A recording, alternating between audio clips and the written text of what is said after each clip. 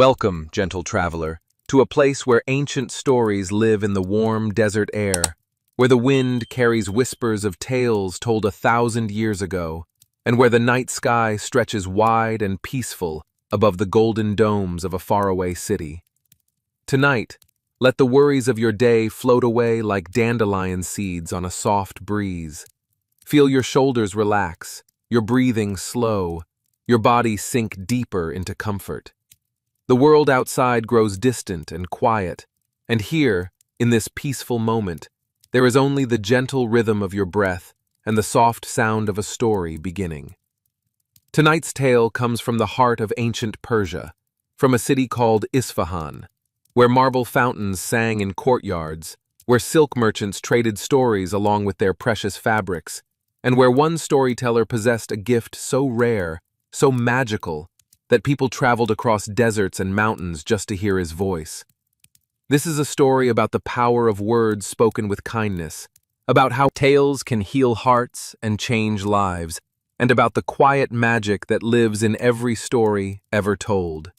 Let yourself drift into this world where everything moves slowly, peacefully, like honey pouring from a golden jar. Close your eyes if you wish, or let them rest softly open. There is no hurry here, no rush, only the gentle unfolding of a tale as old as the stars. In the ancient city of Isfahan, where the Zayande River flowed like liquid silver through gardens of roses and jasmine, there lived a storyteller named Bahram. His home was a small room above a spice merchant's shop, where the air always smelled of cinnamon, cardamom, and saffron.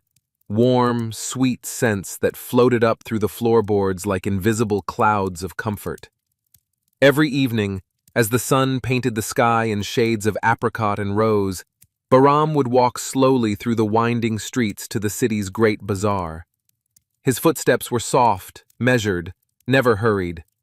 He wore a simple robe of deep blue, the color of the sky just before night falls completely, and around his shoulders, he draped a shawl woven with silver threads that caught the last rays of sunlight and sparkled like tiny stars. Bahram was not young, but he was not old. His beard was touched with silver, his eyes the warm brown of polished oak, and his hands moved through the air like birds gliding on gentle currents when he spoke. But it was his voice, his voice, that made him special. It was warm as tea with honey, soft as lamb's wool, and when he spoke, even the wind seemed to quiet itself to listen. Every night, in a corner of the bazaar where 4 streets met beneath an ancient mulberry tree, Bahram would spread a worn carpet on the ground. The carpet was faded, its once bright pattern softened by time into gentle shades of rose, blue, and gold. Around this carpet, people would gather as twilight deepened into night. Merchants who had closed their shops, children with their mothers, old men who had heard every story 100 times, but came to hear them once more. All would sit in a circle, their faces glowing in the lamplight, waiting for Bahram to begin. He never started right away. First, he would settle onto the carpet, arrange his robes, and sit very still. His eyes would close, his breathing would deepen, and for a long moment, he would simply be present in that space, in that moment, gathering the story from the air around him like a weaver gathering threads. Then, when the silence had grown full and rich, when every person's breathing had synchronized with the evening breeze, when even the camels at the nearby caravanserai had stopped their grumbling and settled into rest, Bahram would open his eyes and begin to speak. His stories flowed like water, each word chosen with care, each pause filled with meaning. He told tales of jinn who lived in brass lamps, of princes who rode on flying carpets, of wise women who could read the future in the patterns of birds flying across the dawn sky. He spoke of love that transcended death, of courage that bloomed in the quietest hearts, of kindness that could break the most powerful curses. But Bahram possessed a gift beyond simply telling stories well. He had the ability to see into people's hearts, to know what each listener needed to hear. When he looked at a person in his audience, really looked, He could sense their sorrows, their hopes, their hidden dreams. And somehow, mysteriously, the story he told each night was exactly the story someone there needed to hear. One evening, as the first stars appeared in the darkening sky like tiny flowers of light blooming in an infinite garden, a stranger arrived in Isfahan. His name was Reza, and he was a wealthy merchant from a distant city. He wore robes of the finest silk, carried a purse heavy with gold coins, and traveled with servants who attended to his every need. But despite all his wealth, Reza's face was carved with lines of unhappiness. His eyes were dull, his shoulders curved forward as if carrying an invisible weight, and he never smiled. Reza had heard rumors of the Storyteller of Isfahan, whispers that reached even his faraway city about a man whose tales could heal the heart. He did not believe such things. He believed only in gold and trade, in contracts and profits. But something had drawn him here nonetheless. Some whisper in his soul that perhaps, just perhaps, he might find relief from the emptiness that filled his days despite his riches. That evening, Reza made his way to the bazaar. The scents of grilled lamb and fresh bread floated through the air, mixing with the perfume of roses and the dusty smell of the desert beyond the city walls. Lanterns swayed gently in the evening breeze, casting dancing shadows on the walls of shops now closed and silent. And there, beneath the mulberry tree, he found the storyteller's carpet and the circle of people gathering around it. Reza stood at the edge of the carpet circle, too proud to sit with common folk, but unable to leave. He watched as Bahram settled onto his carpet, as the storyteller closed his eyes and entered that deep, still silence before the tale began. And when Bahram opened his eyes again, they met Reza's gaze across the flickering lamplight, and the storyteller saw everything: the wealth, the emptiness, the hunger for something gold could not buy. That night, Bahram told a story about a king who owned everything in the world, but could not sleep because he had forgotten how to dream. The story went like this, flowing from Bahram's lips like honey, like music, like a gentle stream finding its way down a mountainside. Long ago, in a kingdom beyond the edge of maps, there ruled a king who possessed more wealth than any man in history. His palace had 1,000 rooms, each filled with treasures from every corner of the world. He owned mountains of gold, rivers of pearls, gardens that bloomed with flowers carved from precious gems. His servants numbered in the thousands, his armies could not be counted, and his power extended so far that the sun rose and set according to his command, or so he believed. But this king could not sleep. Night after night, he would lie in his bed beneath silken covers soft as clouds, and his eyes would remain open, staring at the painted ceiling above him, where artists had depicted paradise itself in gold and lapis lazuli. His mind would race with thoughts of what more he could acquire, what more he could conquer, what more he could add to his endless collection of possessions. One night, exhausted beyond measure, the king summoned his advisors. "Find me someone who can teach me to sleep," he commanded. "I will pay any price, grant any reward, if someone can show me how to close my eyes and rest." The advisors searched far and wide. They brought physicians who offered potions and herbs. They brought musicians who played lullabies soft as rain.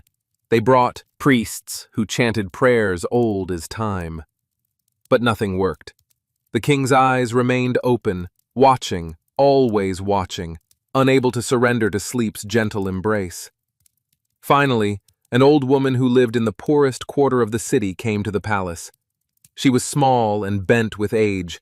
Her clothes were patched and faded, but her eyes sparkled with a wisdom that comes only from a life lived fully, with all its joys and sorrows embraced equally. "Your Majesty," she said, her voice soft but clear, "I cannot teach you to sleep, but I can tell you why you cannot." The king leaned forward on his throne, desperate for answers. "Speak, old woman, tell me." "You own everything in the world," she said gently. but you possess nothing. You have spent your life gathering, collecting, holding tight to things with your fists clenched. You have forgotten that the most precious things in life cannot be owned. They can only be experienced. You cannot sleep because You have forgotten how to let go. the king was angry at first, ready to dismiss her words, but something in them echoed in the hollow chamber of his heart. That night, he rose from his bed and walked through his palace, looking at all his treasures with new eyes. The gold seemed cold and dead. The jewels sparkled but gave no warmth. The beautiful objects that filled every room were just things, silent and still, unable to bring joy or meaning. He walked out into his gardens, past the marble fountains and the gem-carved flowers, until he reached the palace walls. Beyond those walls, he could hear the sounds of his city, voices talking and laughing, children playing, someone singing a song that drifted on the night breeze. These sounds, he realized, were more beautiful than anything in his treasure rooms. Slowly, over many months, the king began to change. He opened his treasure rooms and shared his wealth with his people. He spent less time counting gold and more time walking among the streets of his city, talking to merchants, playing with children, listening to old men tell stories of their youth. He learned to give without expecting return, to love without trying to possess, to appreciate beauty without needing to own it. And finally, one night, exhausted from a day spent helping to build a school for children who had none, the king lay down in his bed and closed his eyes. He took a deep breath, released it slowly, and felt his body relax for the first time in years. His mind, usually racing with plans and schemes, grew quiet and still. And as the last thought drifted away like a leaf on a gentle stream, the king fell into sleep, deep and peaceful. And he dreamed, oh, how he dreamed, of all the beauty in the world that could be experienced but never owned. As Bahram's voice fell silent, the circle of listeners sat in stillness, each person absorbing the story in their own way, finding in it the meaning they most needed. Some wiped tears from their eyes. Others smiled softly, thinking of what they would do differently when they returned home. The story settled over them like a soft blanket, comfortable and warm. But Reza, standing at the edge of the circle, felt something crack open inside his chest.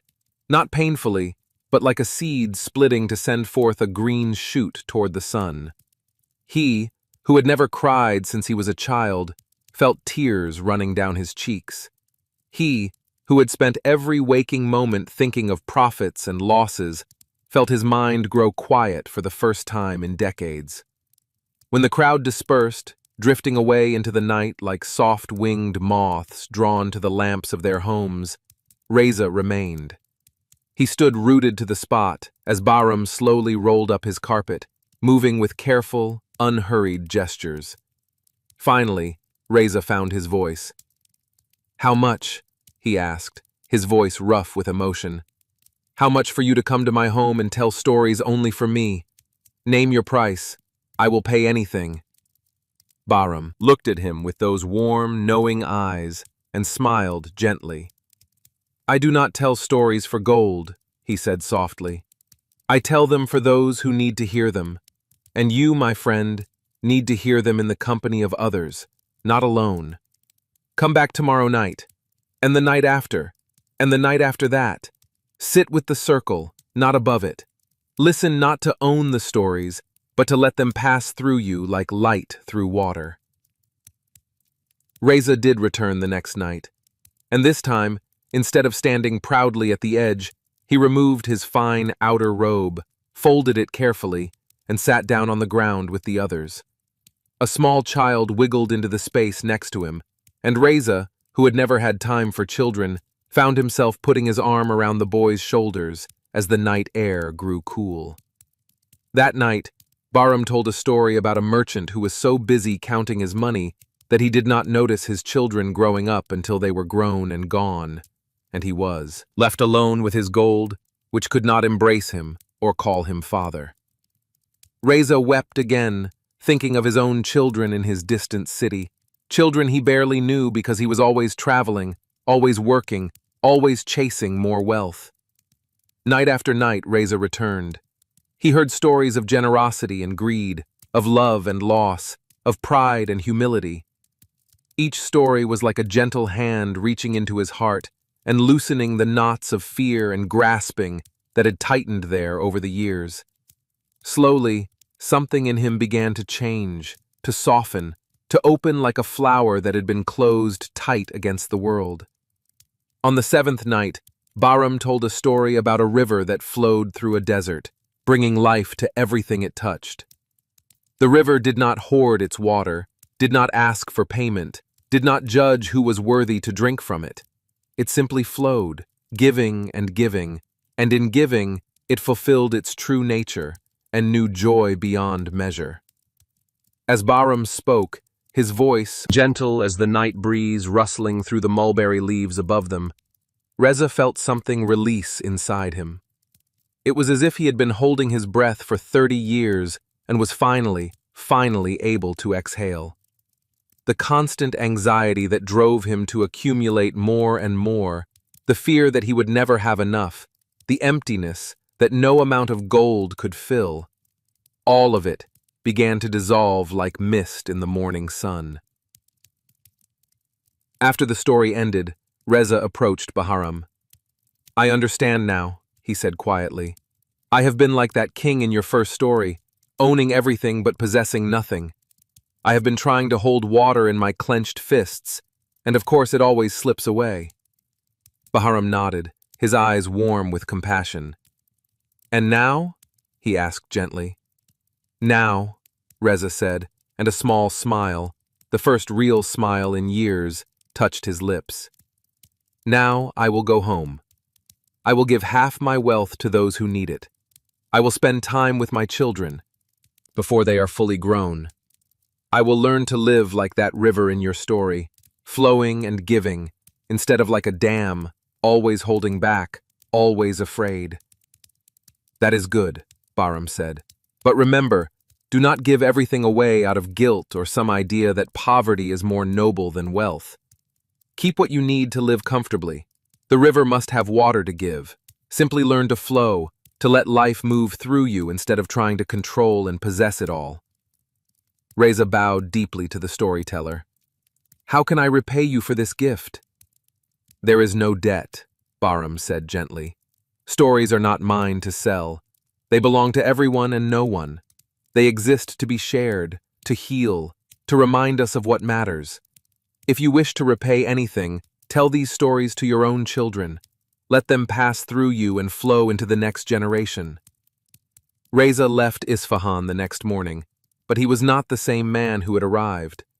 His servants noticed that he smiled more, that he was patient with their mistakes, that he seemed lighter somehow, as if an invisible burden had been lifted from his shoulders. And when he returned to his distant city, he did exactly as he had promised. He gave generously, spent time with his children, and learned to live with an open hand instead of a clenched fist.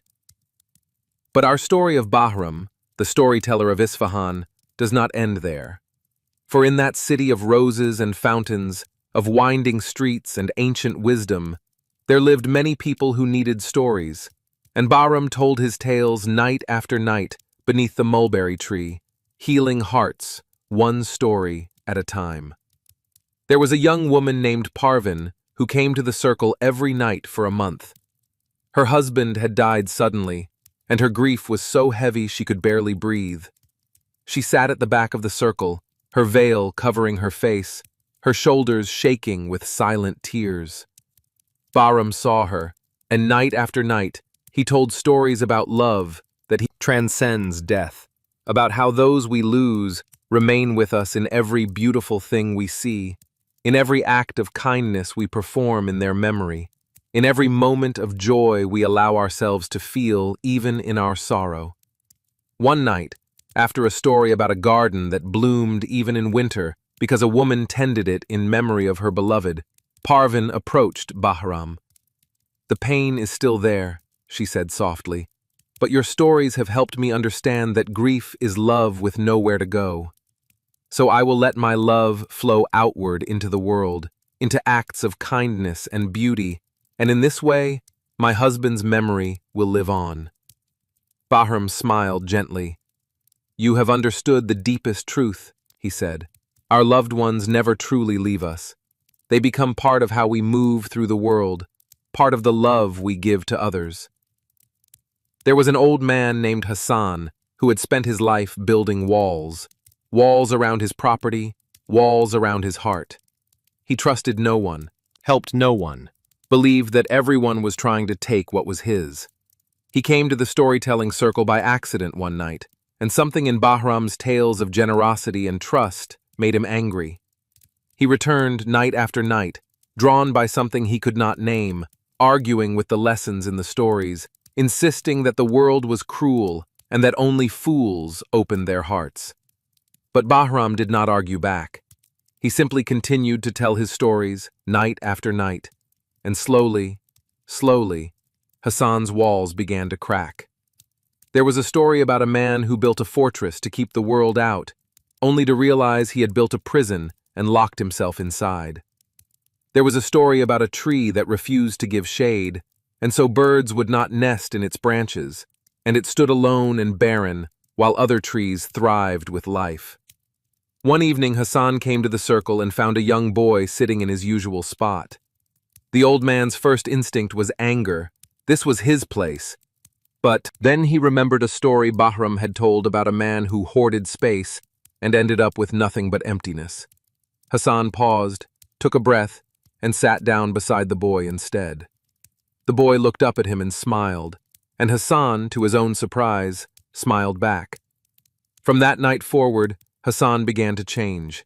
His walls, both the physical ones around his property and the invisible ones around his heart, began to come down. He started greeting his neighbors instead of scowling at them. He helped a young family repair their roof. He discovered that giving felt better than hoarding, that trust, while sometimes betrayed, brought more joy than constant suspicion. These were the miracles that happened quietly in Isfahan, night after night, as Bahram told his stories beneath the mulberry tree. Not dramatic miracles of lightning and thunder, but gentle ones, hearts opening, perspectives shifting, lives changing one small choice at a time. Now, as our story continues, let your breathing slow and deepen. Feel your body sinking deeper into comfort, your mind growing peaceful and calm. In the city of Isfahan, the nights are peaceful now, and Bahram's voice continues, soft and steady, weaving tales that heal and comfort. The bazaar grows quiet as night deepens. Lanterns flicker and dim. The last merchants close their shops and head home through streets bathed in silver moonlight. The Zayande River flows on, eternal and peaceful, its waters singing a gentle song that carries on the night breeze. And there, beneath the ancient mulberry tree, the storyteller sits on his faded carpet, his voice flowing like honey, like music, like a prayer. Around him, faces glow in the lamplight, young and old, rich and poor, sad and happy, all united in this moment of shared story, of collective dreaming. One night, a young man named Ali came to the circle. He was a talented craftsman who carved wood into beautiful bowls, boxes, and ornaments. His work was exquisite, but he Was never satisfied with it. He would finish a piece, see some tiny imperfection, and destroy it in frustration. His workshop was littered with broken objects, each one beautiful but flawed in his eyes, and therefore worthless. That night, Bahram told a story about a master potter who made vessels so perfect that people said they must have been crafted by jinn. But the potter grew old, and his hands began to shake. The vessels he made now had subtle wobbles, slight imperfections. He was devastated and decided to stop making pottery altogether. But one day, a wise woman came to his workshop and saw the new vessels, the ones with their gentle imperfections. "These are the most beautiful things you have ever made," she said. "They have life in them now. They are no longer just objects. They tell a story of human hands, of age and experience. of beauty that exists not despite imperfection, but because of it. The potter thought about her words. He realized that in his pursuit of perfection, he had been making cold, lifeless objects. The subtle wobbles and asymmetries in his new work were not flaws. They were the signature of his humanity, the mark of a real person creating something with love and care. As Ali listened to this story, tears streamed down his face. He thought of all the beautiful things he had destroyed, all the hours of work smashed to pieces because they did not meet some impossible standard of perfection. That night, he went home, and instead of destroying the bowl he had been working on, he finished it with love, accepted its slight imperfections, and the next day gave it to his mother, who cried with joy to receive such a beautiful gift from her son. From then on, Ali's workshop began to fill with finished pieces instead of broken ones. His work became even more sought after because each piece was unique, bearing the gentle marks of human hands and human heart. He was happier, his customers were happier, and beauty flowed from his workshop like light from an open window. This was the magic of Bahram's stories. They did not change people through force or command. They simply held up a mirror, gentle and clear, in which people could see themselves truly. And in that seeing, they found the power to change, to grow, to become more fully themselves. But there came a time when Bahram's gift was tested in a way it had never been before. One evening, as the stars were just beginning to appear in the darkening sky, a stranger came to Isfahan. He was tall and broad-shouldered, dressed in the black robes of the Shah's executioner, and his face was hard as stone. His name was Kamran, and he was known throughout Persia as a man without mercy, a man who could end a life without a flicker of emotion, who had sent hundreds of condemned prisoners to their deaths without ever questioning his orders. Kamran had been traveling to another city on the Shah's business when his horse went lame near Isfahan. He was forced to stay in the city for several days while his horse healed, and on his first evening there, he heard music and voices coming from the bazaar. Curious, he followed the sound and found himself at the edge of Bahram's circle. He stood in the shadows, his arms crossed, his face expressionless, as Bahram told a story about compassion and forgiveness. Kamran listened with a sneer forming on his lips. Compassion? Forgiveness? These were weaknesses, he thought. The world was harsh and cruel, and only the strong survived. Only fools spoke of mercy. But something made him come back the next night, and the night after that.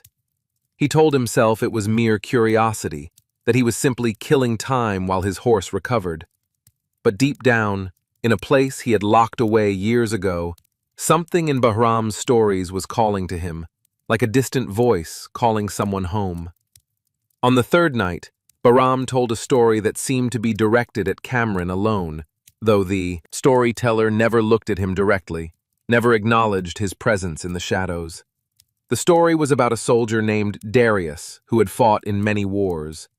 He was skilled with sword and spear, feared by enemies, respected by his commanders.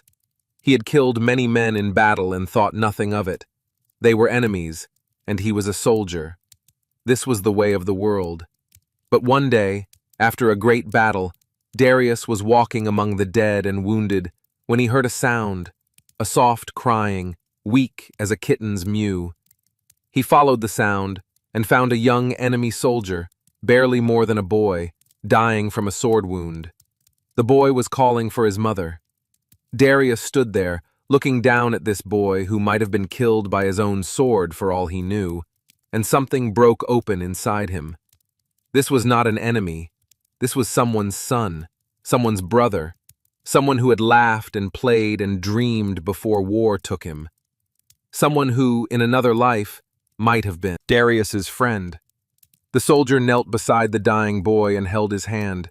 He whispered soothing words, the way a mother might whisper to a frightened child. He stayed there until the boy's breathing slowed and stopped, until the hand in his went limp and cold. And when Darius finally stood and walked away from that battlefield, he was no longer the same man. He could not fight anymore. Every time he raised his sword, he saw that boy's face. Every enemy soldier became someone's son, someone's beloved.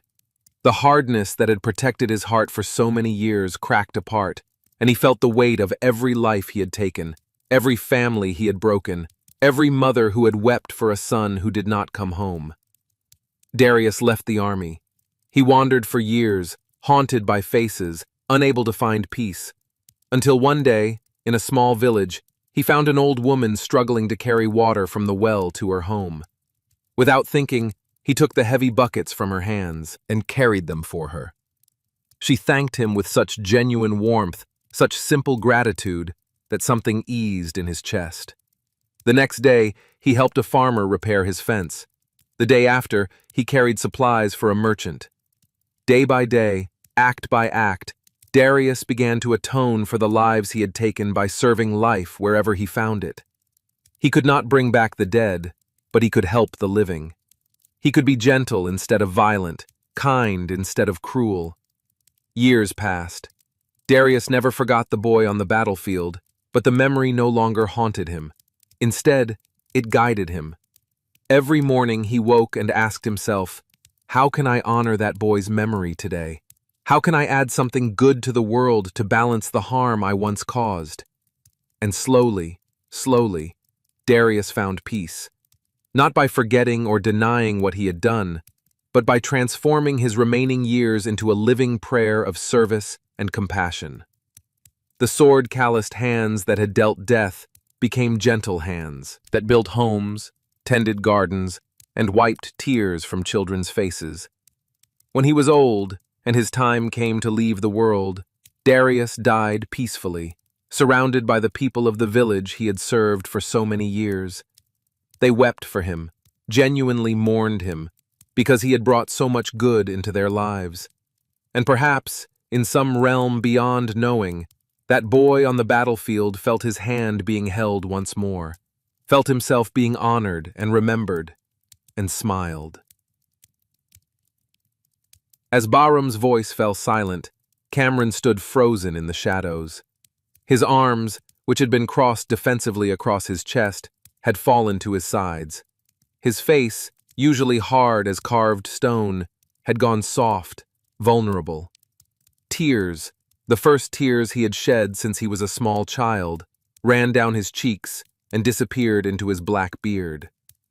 All those men, all those prisoners whose heads he had severed without a thought, without hesitation, without mercy. Each one had been someone. Someone's son. Someone's father. Someone who had laughed and loved and hoped. And he had ended them as casually as one might snuff out a candle. Cameron's knees gave way, and he sank to the ground right there in the shadows. His whole body shook with silent sobs. The armor he had built around his heart, the coldness he had cultivated to do his terrible work, all of it cracked and shattered, and he felt the full weight of what he had done, of what he had become. When the crowd dispersed and the bazaar grew quiet, Cameron remained there, kneeling in the dirt. Bahram slowly rolled up his carpet, then walked over to where the executioner knelt. "Come," Bahram said gently, offering his hand. "Walk with me." Cameron looked up at the storyteller, his face wet with tears. "How did you know?" he whispered. "How did you know what I am, what I've done?" "I see people," Bahram said simply. "I see their pain, their fear, their hardness. And I know that hardness is always protecting a wound beneath." They walked together through the empty streets of Isfahan, past darkened shops and sleeping houses, until they reached the Zayande River. They sat on the bank, and the sound of the flowing water filled the night, endless, patient, peaceful. "I cannot undo what I've done," Cameron said, his voice breaking. "I cannot bring back the dead. The weight of it, I don't know how to carry it." "You carry it by transforming it," Bahram said softly. "Like the soldier in the story. You cannot change the past, but you can change what you do with your remaining days.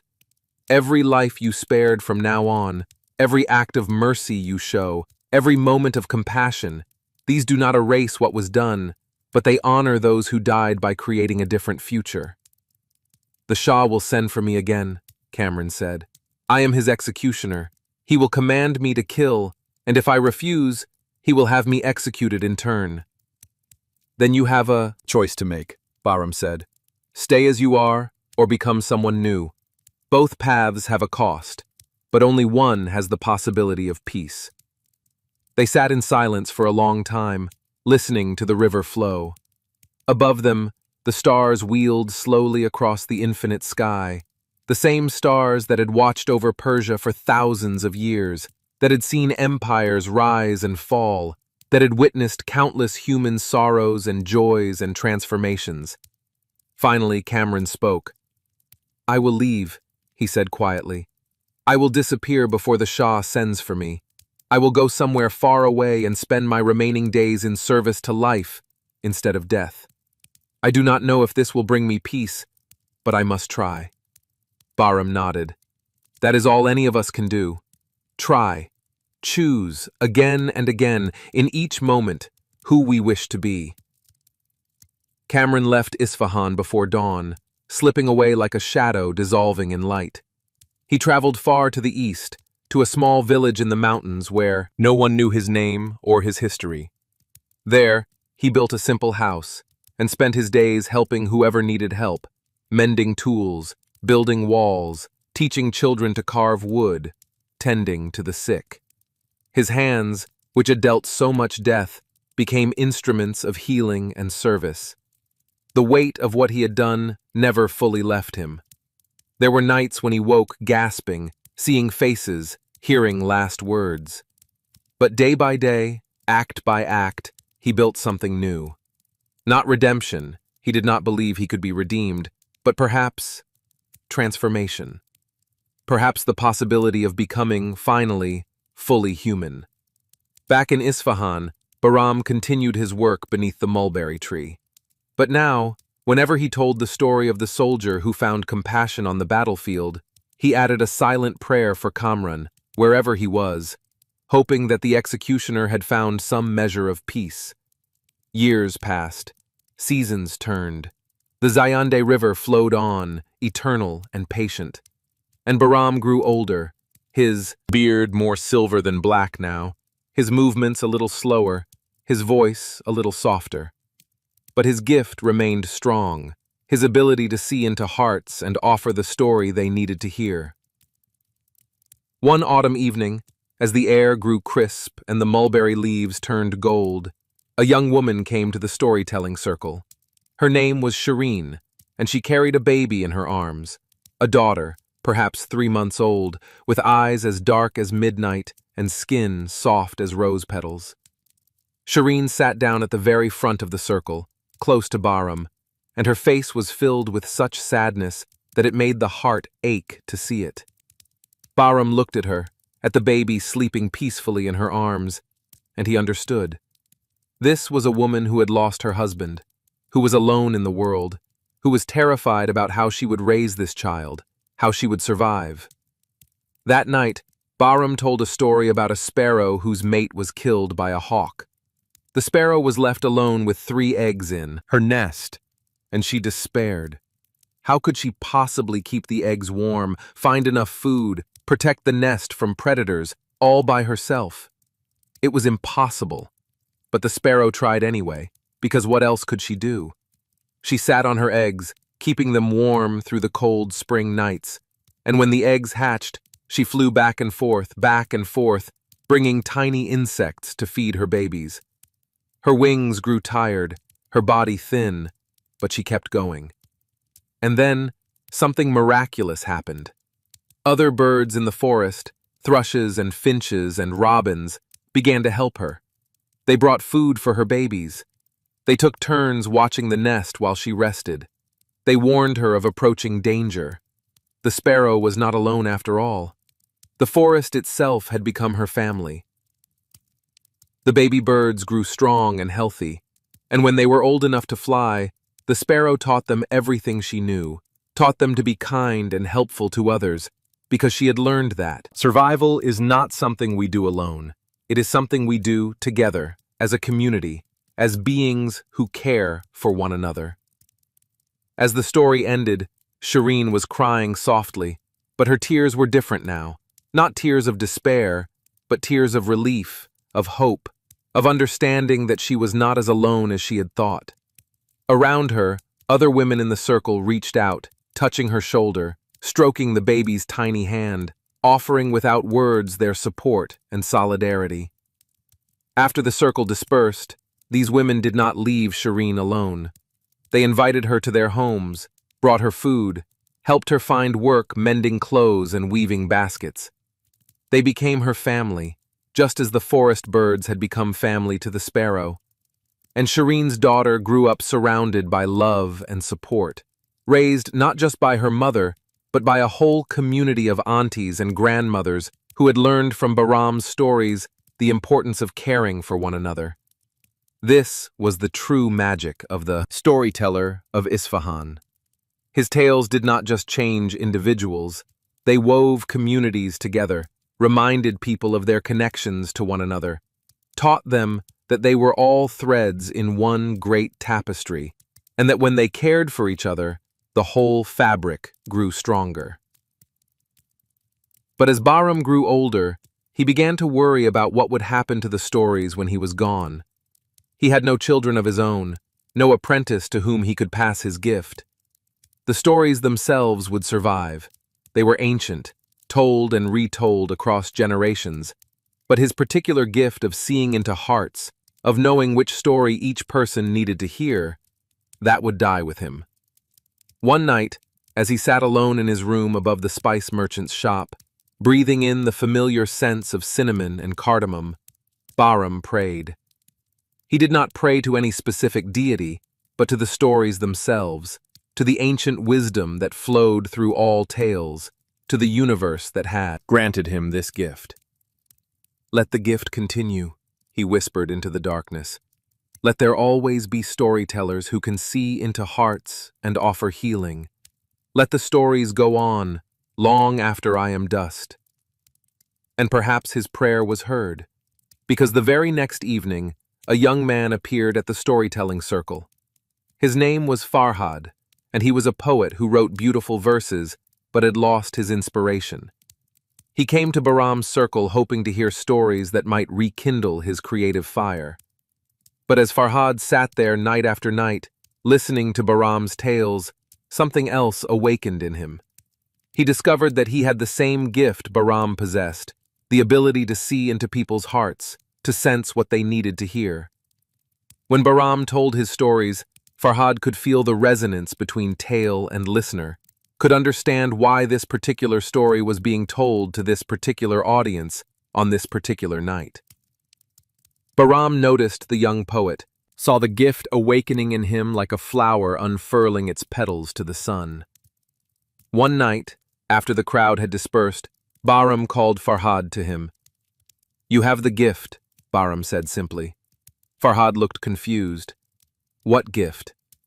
The gift of seeing, of knowing, of understanding which stories people need to hear. Bahram smiled gently. "I have been waiting for someone like you. The stories need a new voice to carry them forward." And so, Bahram began to teach Farhad.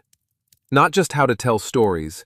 Farhad was already a skilled speaker, a poet with a love of words, but how to listen to the deeper rhythms beneath the surface, how to sense the hidden needs of the heart, how to let the right story come forward at the right time. Farhad was a dedicated student. He sat with Bahram for hours, learning the old tales, but also learning the deeper art of presence, of compassion, of seeing people truly. He learned that a storyteller must empty themselves, must become a vessel through which the stories flow, rather than trying to control or possess them. Months passed. Farhad's gift grew stronger. Some nights, Bahram would sit back and let Farhad tell the story, watching with quiet pride as the young man's voice filled the night air, as the listeners leaned forward, drawn into the tale. And then came the night when Bahram knew his work was done. It was a spring evening, and the air was sweet with the scent of roses blooming in every garden in Isfahan. The mulberry tree above the carpet was covered in fresh green leaves that rustled softly in the breeze. The circle of listeners gathered as always, but tonight, Bahram did not sit on the carpet. Instead, he gestured for Farhad to take his place. "Tonight," Bahram said, his voice still strong despite his age, "you will hear stories from a new voice, but ancient wisdom.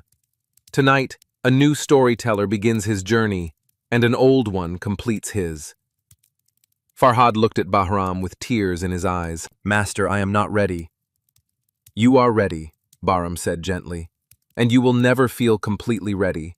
That is the nature of this work. But the stories will guide you. Trust them. Trust yourself." Farhad sat down on the worn carpet. Its colors faded to gentle whispers of rose and gold and blue. He closed his eyes, took a deep breath, and in that moment, he felt it, the connection to something larger than himself, to the ancient river of stories that had flowed through humanity since the first person sat beside the first fire and said, "Let me tell you what happened." When Farhad opened his eyes and began to speak, his voice was strong and clear, filled with the same gentle power that had characterized Bahram's storytelling. The listeners leaned in, captivated, and Bahram, standing at the edge of the circle, smiled. That night, Farhad told a story about a lamp that was passed from hand to hand through generations. Each keeper of the lamp added their own oil, their own care, their own love, and the light never went out. It traveled across centuries, across continents, across cultures, changing in form but never in essence, always light, always warmth, always hope. When the story ended, and the listeners drifted away into the night, Bahram embraced Farhad. "You have the gift," he said. "Use it well. Remember that stories are not yours to own, but yours to share. Let them flow through you like water through a fountain. And know that I will always be with you, in every story you tell, in every heart you heal." Farhad wept, holding on to his teacher. "Where will you go?" "Home," Bahram said simply. "My work is done. The stories will continue through you, and through whoever comes after you, and after them. This is how light persists in the world, one lamp lighting another, on and on through time." Bahram returned to his small room above the spice merchant's shop. He lay down on his simple bed, breathed in the familiar scents of cinnamon and cardamom one last time, and closed his eyes. His breathing slowed, deepened, and his mind grew peaceful and still. Around him, he felt the presence of all the stories he had ever told, all the hearts he had touched, all the lives that had been changed by the ancient wisdom flowing through his voice. And as the moon rose over Isfahan, painting the city in silver light, Bahram the storyteller slipped away as gently as a breath released, as softly as the last note of a lullaby fading into silence. He left the world as he had lived in it, peacefully, with love, having given more than he took, having healed more than he wounded, having added light to the world. The next morning, the spice merchant found him. The news spread through Isfahan like ripples across a still pond. People wept, for they had lost someone precious. But their grief was mixed with gratitude, for they all carried Bahram's stories in their hearts, and those stories would continue to guide them, to comfort them, to remind them of what mattered most. Farhad mourned his teacher deeply, but he did not stop telling stories. Night after night, he spread the worn carpet beneath the mulberry tree and continued the work. And just as Bahram had promised, the old storyteller was there in every tale Farhad told, in every pause for breath, in every moment of connection with the listeners. Years turned into decades. Farhad grew older, his beard turning silver, his movements slower. And one day, a young woman with a gift for seeing into hearts began coming to the circle, listening with that particular quality of attention that marked someone destined to carry the stories forward. And Farhad knew that when his time came, the lamp would be passed once more, the light would continue, the stories would flow on. This is the way of things. We are here for a time, we do what we can, we give what we have to give, and then we pass the light to others. We are not meant to last forever. But what we create, the love we share, the stories we tell, these ripple forward through time, touching lives we will never know, healing hearts we will never meet. And somewhere, in a realm beyond our knowing, perhaps all the storytellers who ever lived gather around their own fire, sharing tales, laughing, and watching with love as new voices pick up the ancient stories and carry them forward into the future. And so, dear listener, gentle traveler, we come to the end of our journey to Isfahan, to the city of roses and fountains, of winding streets and ancient mulberry trees. We have walked with Bahram the storyteller, seen the lives he touched, the hearts he healed, the light he passed forward. Now, let yourself feel the truth of this story settling into your own heart. You too have stories to tell. You too have gifts to share. Your life, with all its joys and sorrows, its triumphs and failures, its ordinary moments and extraordinary ones, your life is a story that matters.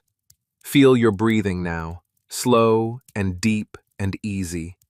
Each breath brings in peace, each exhale releases tension. Your body is heavy and relaxed, sinking deeper into rest.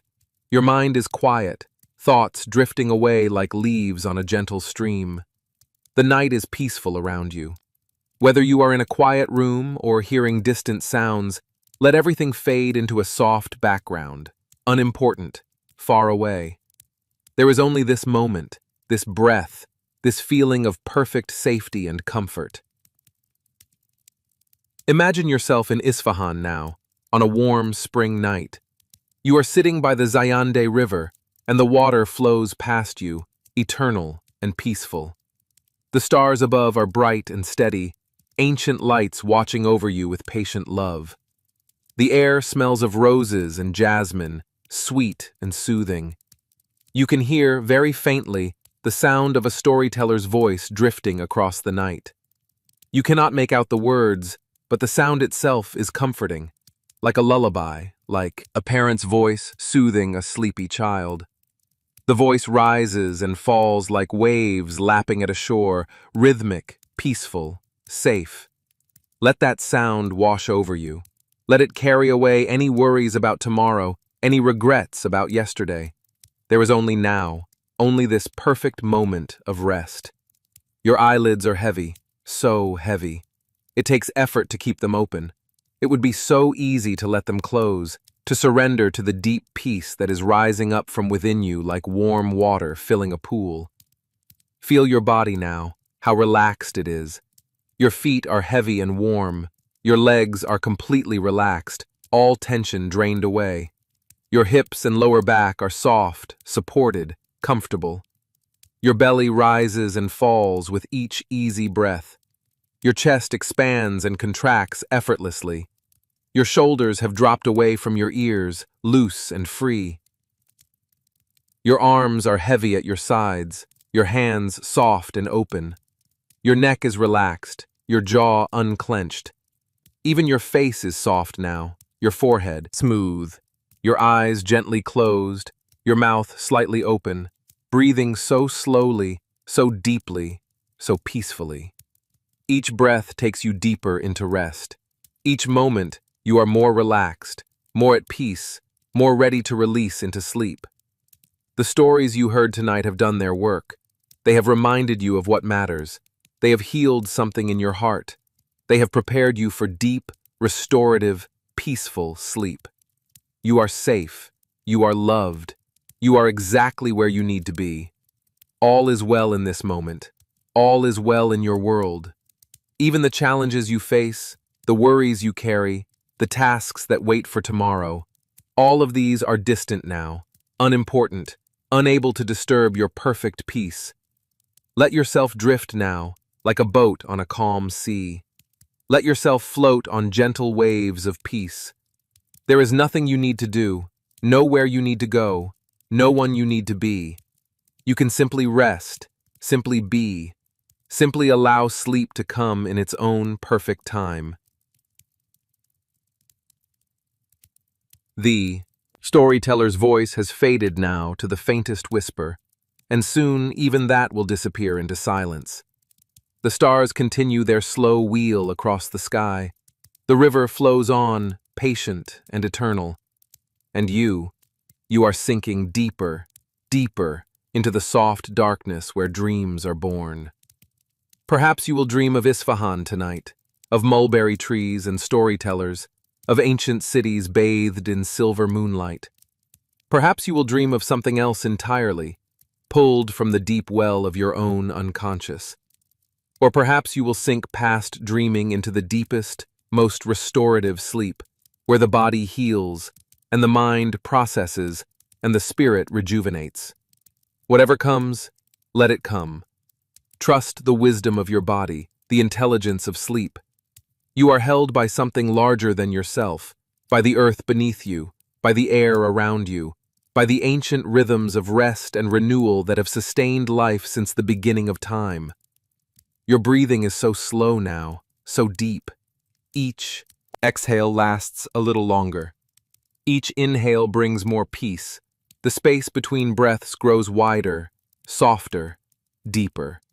You are barely awake now, balanced on the edge between waking and sleeping, and it would take so little, just the gentlest push, to tip you over into sleep.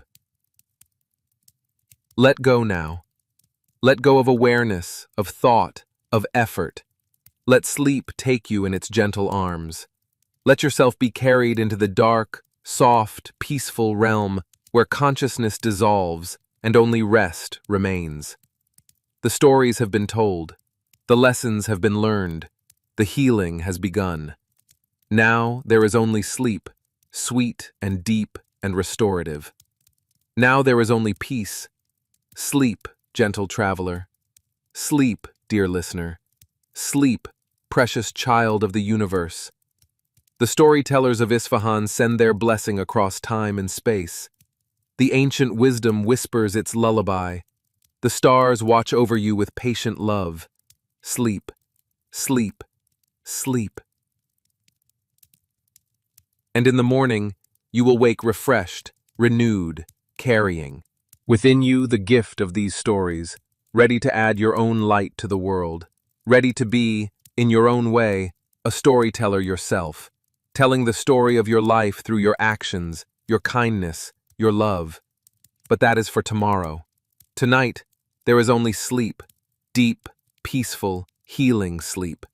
Let yourself sink into it now, completely, fully, without resistance. The night embraces you. Rest embraces you. Sleep embraces you. All is well. All is well. All is well. Sleep.